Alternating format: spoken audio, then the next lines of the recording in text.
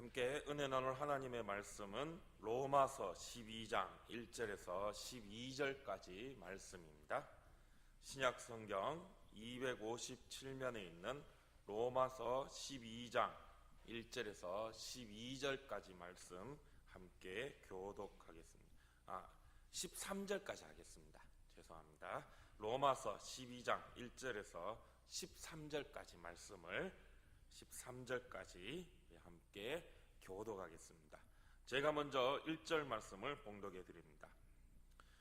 그러므로 형제들아, 내가 하나님의 모든 자비하심으로 너희를 권하노니 너희 몸을 하나님이 기뻐하시는 거룩한 산 제물로 드리라. 이는 너희가 드릴 영적 예배니라.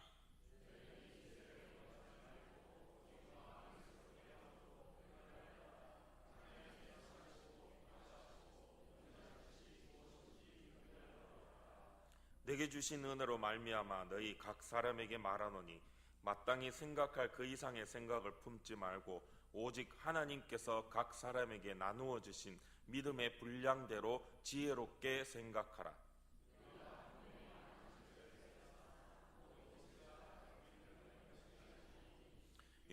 이와 같이 우리 많은 사람이 그리스도 안에서 한 몸이 되어 서로 지체가 되었느니라.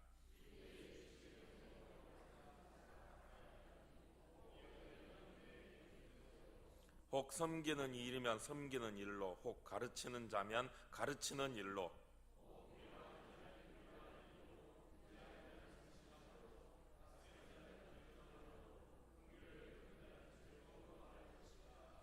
사랑에는 거짓이 없나니 악을 미워하고 선에 속하라.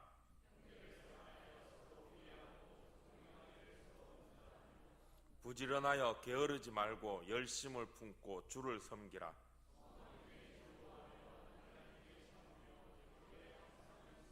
함께 읽겠습니다. 성도에 쓸 것을 공급하며 손 대접하기를 힘쓰라. 아멘. 요즘 연일되는 지진으로 많이들 놀라셨죠. 지난주에 지난주 월요일 날 지진이 연속으로 2번이 일어났습니다. 그 지진 이후에 이제 이번 주 수요일 설교를 이제 맡게 되어서 설교 준비를 하면서 이제 지진이 이걸 이제 설교에 또 한번 적용을 해서 말씀을 좀 드려야 되겠다, 그렇게 작정을 하고 준비를 해갔습니다.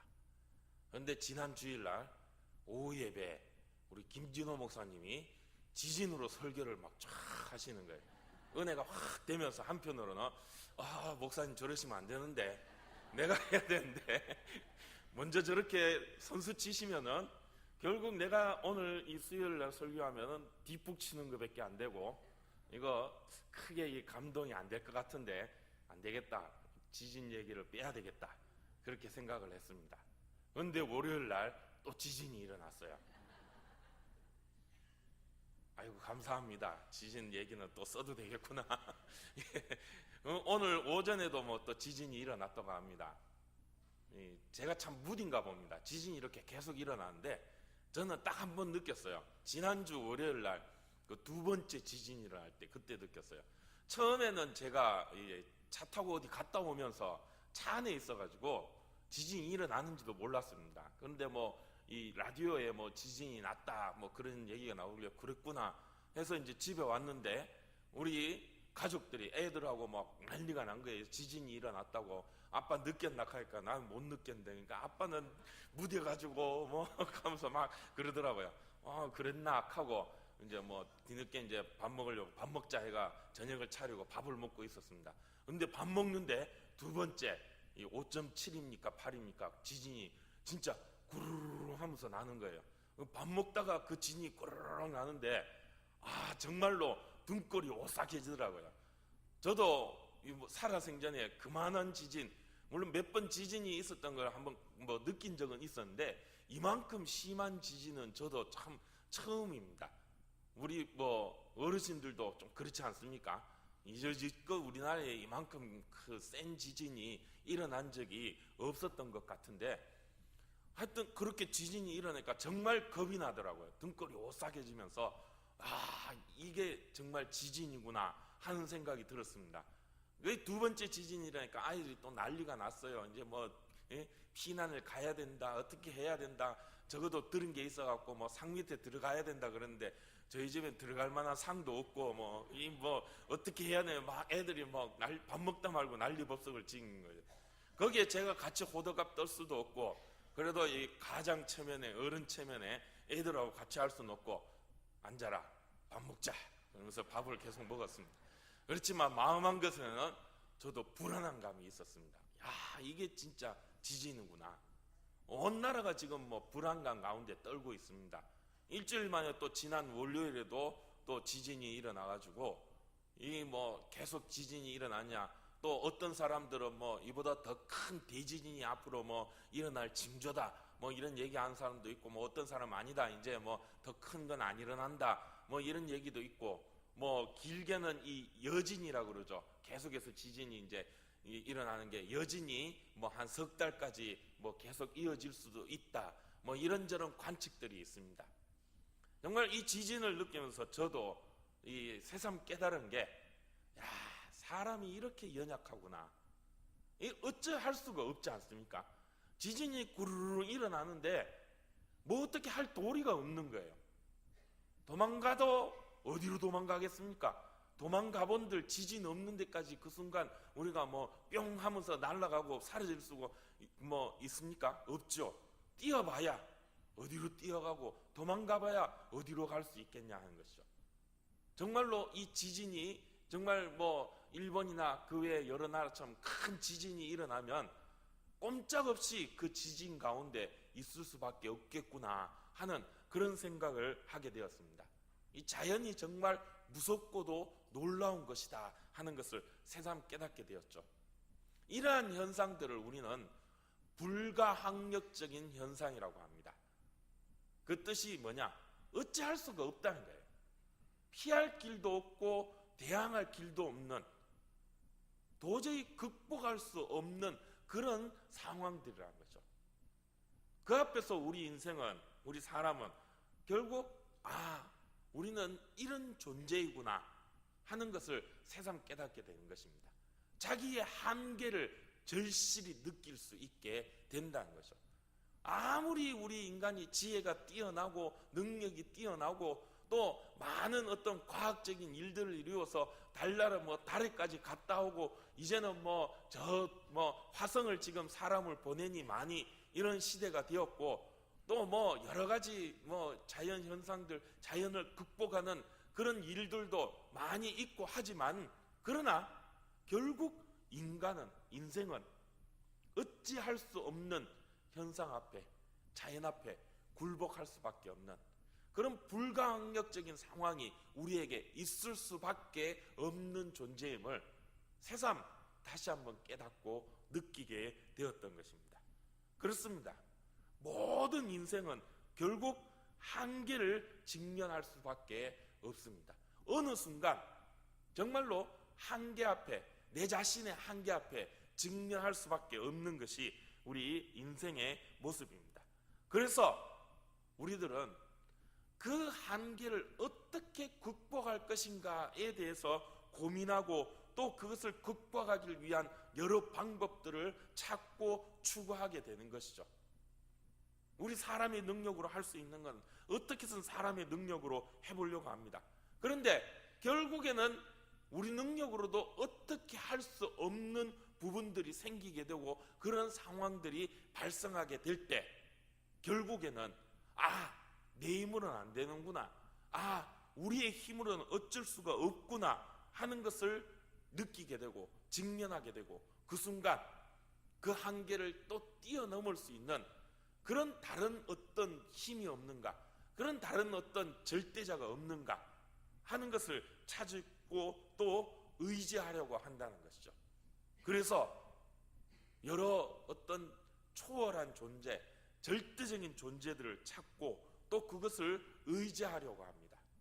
그것이 때로는 돈이 될 수 있고, 또 그것이 때로는 권력이 될 수 있고, 또 그것이 때로는 지식이 될 수 있습니다.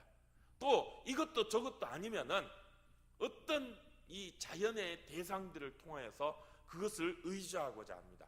큰 돌덩어리 앞에 나아가든지, 아니면 하늘의 별과 달을 보고 빌든지, 아니면 하늘에 난 하다못해 새를 보고 빌든지, 어떤 존재들을 대상으로 해서 나의 이 한계들을 극복하고자 하는 것이 우리 인생의 모습들이라는 것이죠. 이건 누구나 다 마찬가지인 것입니다. 그런데 여기서 문제가 생기게 되죠. 그렇게 의지하고 그것으로 통하여 나의 한계를 극복하고자 하는데, 그 의지하는 존재가 무엇인가 하는 것이죠. 과연 그 존재가 우리 인간의 인생의 한계를 극복하게 해줄 수 있는 그런 능력이 있는가 하는 것이죠. 사단은 그래서 우리로 하여금 진정한 절대자, 진정한 능력자를 의지하지 못하게 만듭니다. 우리의 시야를 흐리게 만들고, 우리로 죄 가운데 빠져들어서 진정한 우리의 대상자, 진정한 절대자, 우리가 의지해야 될 참된 존재를 보지 못하고 의지하지 못하게 만든다는 것이죠. 그래서 여기저기 헛된 것을 추구하며 또 거기에 매진하고 힘을 썼습니다. 돈에, 권세에, 지식에, 아니면 그 외 헛된 것에, 이것도 저것도 안 되면 에라 모르겠다, 즐기며 살자 하며 쾌락에 빠져드는, 그것도 안 되면 결국엔 차라리 죽어버리자, 그렇게 스스로 목숨을 끊는 그런 지경에까지 이르는 모습들이 오늘 우리가 살고 있는 이 시대의 모습인 것입니다.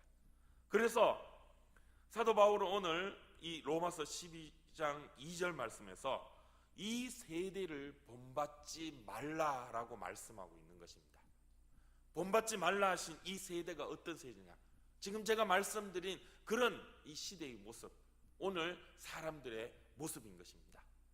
이것은 비단 우리가 지금 살고 있는 이 시대 21세기만의 모습은 아닌 것입니다. 이미 이 사도 바울 시대 2000년 전 그때도 그러했다는 것이죠. 그리고 그 이전부터 늘 우리 인생은 그런 헛된 것을 추구하는 그런 모습으로 달려왔다는 것입니다. 우리가 본받지 말아야 할 이 시대의 모습이 바로 그런 모습인 것입니다. 이 세대를 거슬러 우리는 진정한 우리의 의지처를 찾아가야 한다는 것입니다. 그래서 사도 바울은 이 세대를 본받지 말고 오직 마음을 새롭게 함으로 변화를 받으라라고 말씀하고 있다는 것이죠. 지금의 나의 모습, 그런 인생의 모습에서 변화된 모습으로 나아가야 된다는 거죠. 많은 세상 사람들이 헛된 것을 추구하며 그것을 쫓아 그것으로 하여금 자신의 한계를 뛰어넘고자 하는 그런 세대의 모습들에서 변화되어 그와 다른 모습을 가져야 한다라고 말씀하고 있는 것입니다. 바로 그때 그렇게 새롭게 변화됨으로 인하여서 하나님의 선하시고 기뻐하시고 온전하신 뜻을 분별할 수 있게 된다라고 2절에서 말씀하고 있다는 거죠. 우리는 변화되어야 됩니다. 이 세대, 이 시대 가운데에서 그 시대를 쫓아가는 모습이 아니라 그 시대를 본받지 말고 그 시대와 다른 변화된 모습으로 살아가야 한다는 것이죠. 그 변화된 모습으로 우리 가운데 하나님의 선하시고 기뻐하시고 온전하신 뜻을 이루어가는 삶, 그것이 진정한 복된 삶이요 믿음의 삶이라고 사도 바울은 우리에게 말씀해주고 있는 것입니다. 그래서 우리는 변화되어야 됩니다.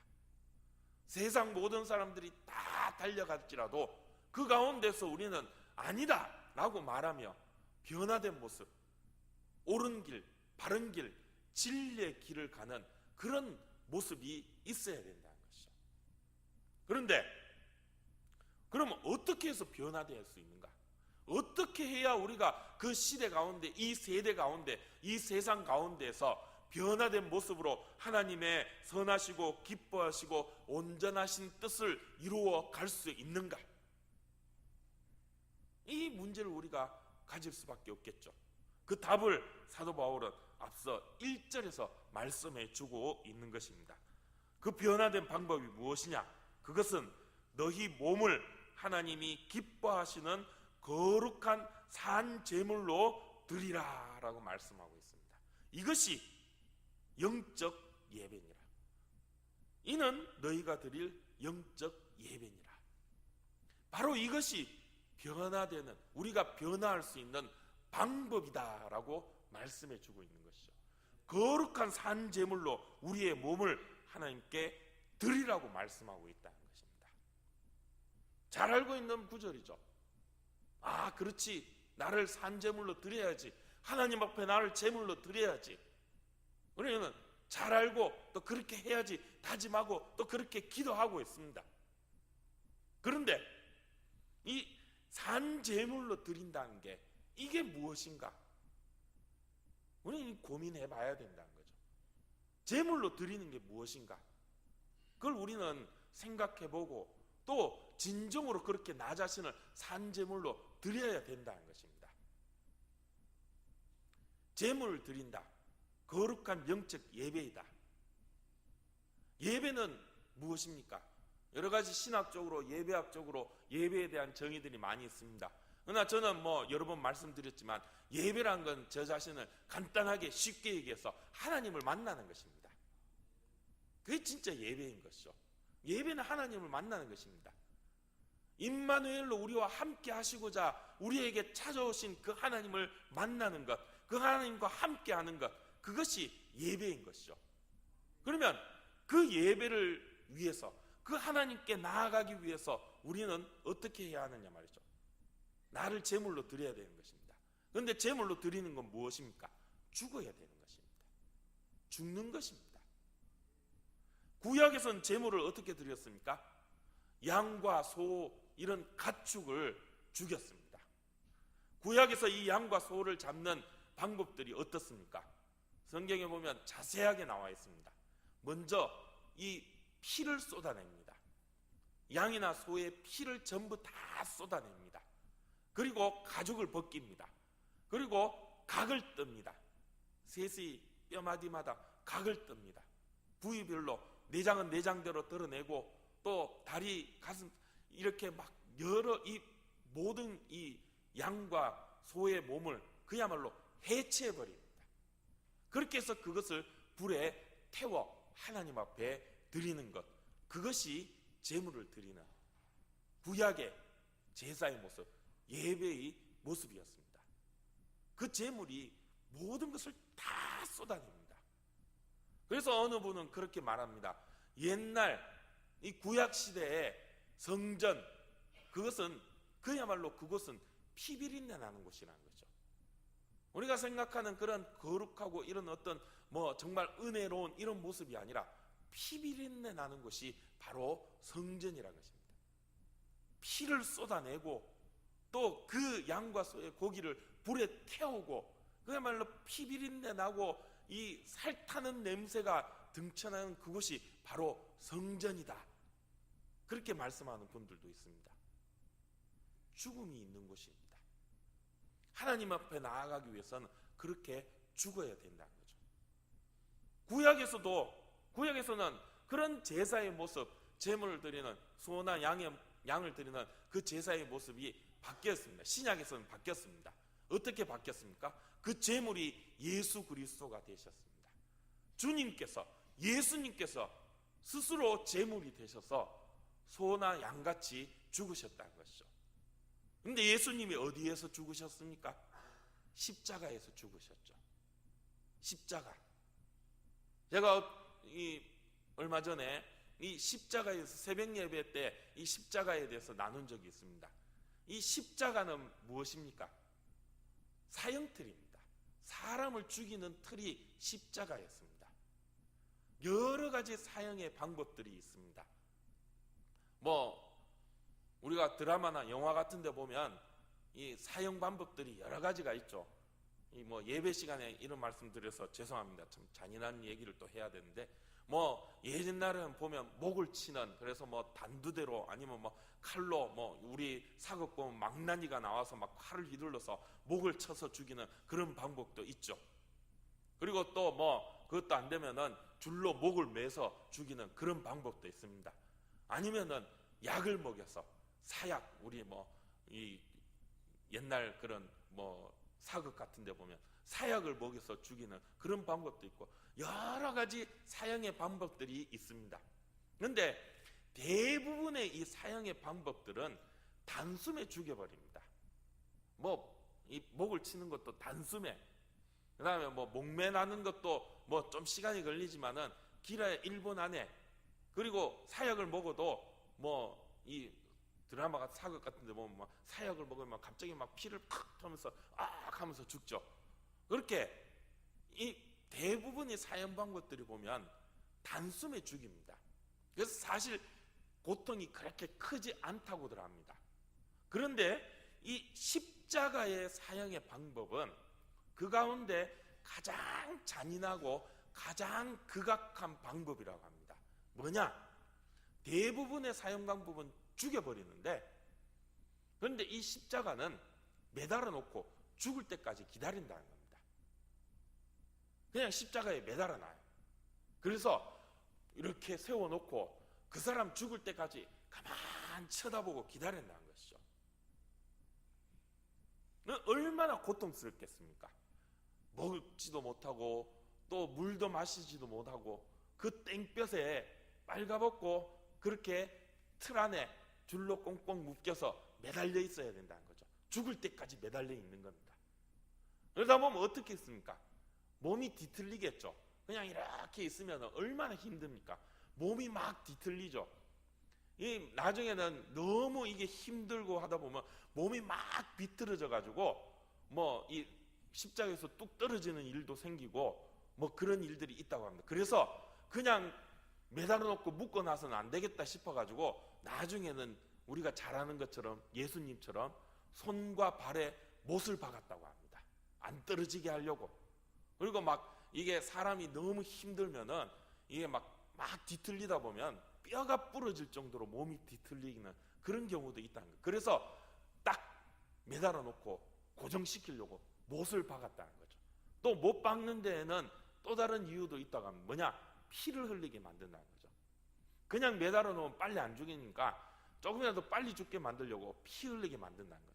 그리고 십자가에 달리기 전에 예수님이 그러하신 것처럼 매질을 하고 사람을 그야말로 죽을 지경으로 그렇게 괴롭히고 또 힘들게 만들고 피를 쏟게 살이 찢기고 피가 흘리도록 만들고 급기야는 이 가시 면류관을 씌우죠. 가시를 씌워서 또 피를 쏟게 만듭니다. 그렇게 해서 매달립니다.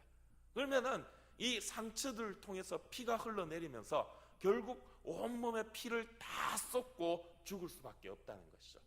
그게 십자가입니다. 그래도 안 죽으면은 나중에 창을 갖고 와서 이 옆구리를 찌르죠. 그래서 피를 쏟고 물을 쏟게 만든다는 것입니다. 그런데 우리는 이 창으로 옆구리를 찌른 게 참 잔인하다, 참 못됐다 하는데 사실은 그것도 자비를 베푸는 거라는 겁니다. 왜? 빨리 죽게 만든다는 거죠. 그냥 매달아 놓으면 몇 날 며칠 얼마나 갈지 모르니까 빨리 죽게 만들기 위해서 그나마 자비를 베푸는 게 옆구리에 창을 찔러서 피를 쏟고 물을 쏟게 만들었어요. 그래서 모든 걸 다 쏟아내야 비로소 죽게 된다는 것입니다. 그게 바로 십자가의 죽음이라는 것이죠. 오늘 사도 바울이 우리에게 너희 몸을 하나님이 기뻐하시는 거룩한 산 제물로 드리라 하는 말씀이 바로 이렇게 죽어야 한다는 것입니다. 구약 시대에 소나 양이 죽은 것처럼 또 신약 시대에 예수 그리스도께서 십자가에 죽으신 것처럼 그렇게 우리는 우리의 모든 것을 다 쏟아내고 죽어야 됩니다. 그때 변화될 수 있다는 것입니다. 그것이 우리가 드릴 영적 예배다 라고 사도 바울은 오늘 우리에게 말씀하고 있다는 거죠. 하나님 앞에 나아갈 수 있는 길이 무엇이냐? 한계를 느끼며 불가항력적인 상황 가운데 어찌할 수밖에 없는 두려움에 떨 수밖에 없는 그런 우리 인생이 절대적인 능력자이신 하나님 앞에 나아가 그 하나님과 함께하며 그 불가항력적인 상황을 극복하고 내 마음의 모든 불안과 걱정, 근심들을 다 해소할 수 있는 그런 방법, 그 하나님과 함께하는 예배의 방법이 무엇이냐? 나의 모든 것을 다 쏟아내고 죽어야 한다는 것입니다. 그때 변화된다는 거죠. 기독교는 부활의 종교입니다. 부활은 죽음이 있어야 됩니다. 내가 나로 죽을 때 나는 예수 그리스도로 부활하게 되는 줄 믿습니다. 그때 변화되는 것이죠. 그것이 진정한 변화의 모습인 것입니다. 그렇게 변화될 때 내 안에서 하나님의 선하시고 기뻐하시고 온전하신 뜻이 이루어지고 그 뜻을 분별하여 그것을 이루기 위해 달려갈 수 있는 그런 믿음의 삶을 살 수 있게 된다는 것입니다. 이것이 우리가 드릴 영적 예배의 모습인 것입니다. 나 자신을 산 제물로 드리며 하나님께 나아가 하나님과 함께하며 그 하나님의 뜻을 내 삶 가운데 이루어 갈 수 있는 방법이란 것이죠. 죽어야 삽니다. 죽어야 됩니다. 날마다 죽어야 내 가운데 하나님의 뜻이 이루어질 수 있게 되는 줄 믿습니다. 그러면 여기서 또 계속해서 사도 바울은 그렇게 내 안에 이루어지는 하나님의 뜻이 무엇인가에 대해서 3절부터 13절까지 말씀하고 있습니다. 요약해서 말씀드리면 내 안에 이루는 하나님의 뜻은 섬김입니다. 섬기라는 것입니다. 예수 그리스도를 섬기고 그리고 내 이웃을 섬기라는 것입니다. 주님이 나를 사랑하신 것처럼 나도 주님을 사랑하고 그 주님의 사랑으로 내 이웃들을 사랑하라. 그것이 하나님의 뜻이라는 것입니다. 은혜로 말미암아 각 사람에게 말하노니 생각할 그 이상의 생각을 품지 말고 오직 하나님께서 각 사람에게 나누어 주신 믿음의 분량대로 지혜롭게 생각하라 라고 3절에 말씀하고 있습니다. 하나님이 주신 분량대로, 믿음의 분량대로 지혜롭게 그러면 생각하는 것이 무엇이냐? 각자의 은사대로 섬기라는 것입니다. 이것은 내 스스로 내가 가진 은사대로 주의 몸된 교회를 섬기라는 것일 수도 있지만 나와 다른 내 이웃들의 모습들을 인정할 수 있는 그런 지혜도 가지라는 것입니다. 사도 바울은 교회의 모습을 한 몸 안에 있는 지체라고 표현하고 있습니다. 몸이 있습니다. 이 몸에는 여러 가지 모습의 지체가 있습니다. 손은 손대로, 발은 발대로, 코는 코대로, 입은 입대로, 눈은 눈대로 각자의 모습이 다르고 각자의 기능들이 다 다르다는 것이죠. 손이 발처럼 행동할 수는 없습니다. 입이 눈처럼 할 수는 없습니다. 눈도 역시 입처럼 할 수 없다는 거죠. 입은 입대로 음식을 먹고 말하는 기능을 가지고 눈은 눈대로 보는 기능을 가지며 그 기능대로 사용하여지는 것이 지체의 모습인 거죠. 오늘 교회도 마찬가지입니다. 이 사람 저 사람 많은 사람들이 교회 안에 있습니다.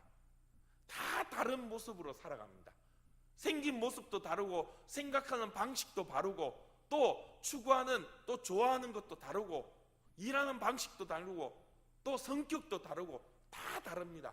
어느 한 사람 똑같은 사람 한 명도 없어요. 이 지구상에 뭐 60억이 넘는 인구들이 사는데 그 인구들 다 다르게 하나님께서 만드셨다는 거예요. 이것이 하나님의 창조의 섭리입니다. 교회 안에서도 그렇다는 거죠. 다 다릅니다. 그 다름을 인정해야 됩니다.